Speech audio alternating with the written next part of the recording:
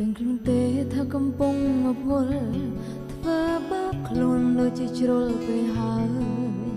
គេណែនំមិនស្រឡាញ់បងឡើយលែងគេទៅ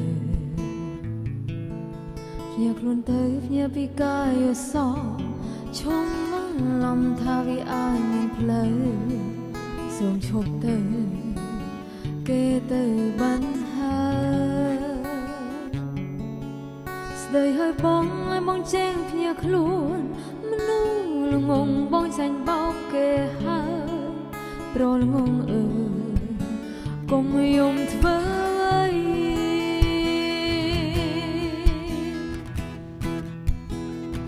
បងភ្ញាក់ខ្លួនទៅ